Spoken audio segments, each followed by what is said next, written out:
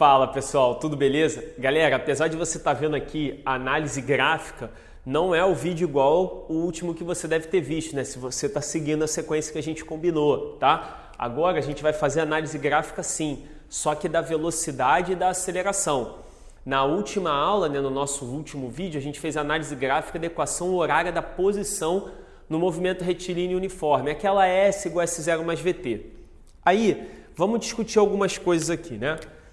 MRU, movimento retilíneo e uniforme. No MRU, olha só o que eu fiz, né? No MRU, movimento retilíneo e uniforme, a gente tem duas características importantíssimas. Velocidade, ela é constante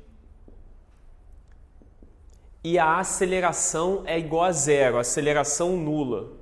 Então, ó, aceleração nula, A igual a zero. E aí observa o seguinte, a velocidade ela é constante, a aceleração é nula. Se eu for traçar um gráfico disso, eu não tenho muito para onde correr, né? Eu imagino que você já esteja aí entendendo onde a gente vai chegar, né? Repara o seguinte, primeiro de tudo, vamos traçar um gráfico da aceleração pelo tempo. Um gráfico A vezes T, né?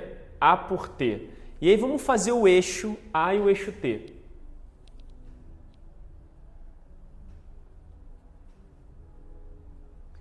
Eixo A, eixo T.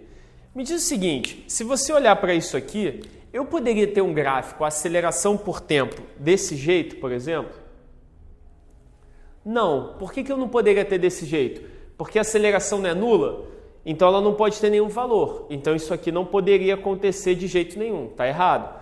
Eu não poderia ter um gráfico desse jeito, porque também teria um valor. Ela estaria caindo, né? Mas também não pode. Eu poderia ter um gráfico desse jeito, por exemplo? Não, eu não poderia, porque isso indica que a minha aceleração está constante ao longo do tempo. Ou seja, ela existe. E ela tem que ser quanto? Zero. Ela não pode ser diferente de zero. Portanto, isso também não pode. Então, fica meio que forçado como vai ser um gráfico AT. Não tem nem muito sentido construir ele. Eu estou fazendo isso mais por desencargo de consciência.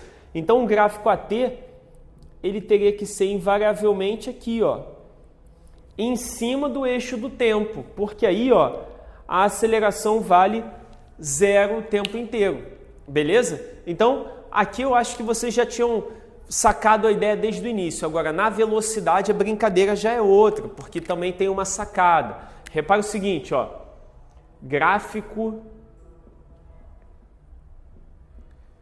VT. No gráfico VT, você tem que se ligar numa coisa, ó. Eu posso ter, né,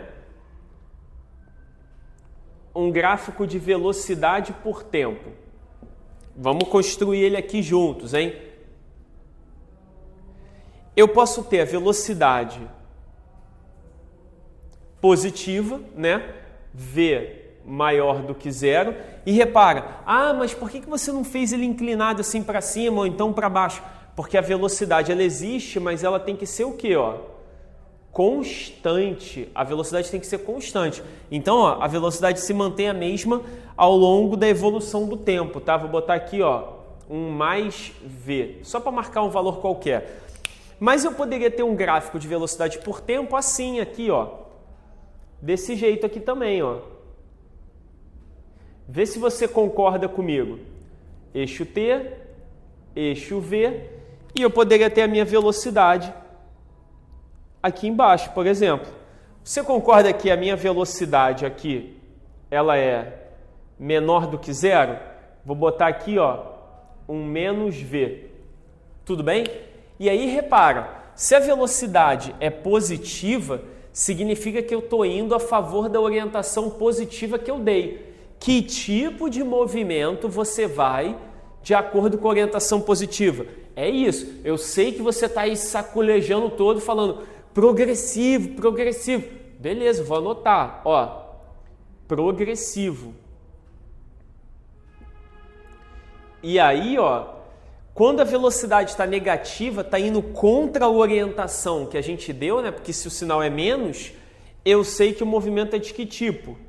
Ele é retrógrado. Então, o movimento progressivo, o movimento retrógrado. Mas a brincadeira não acabou aí.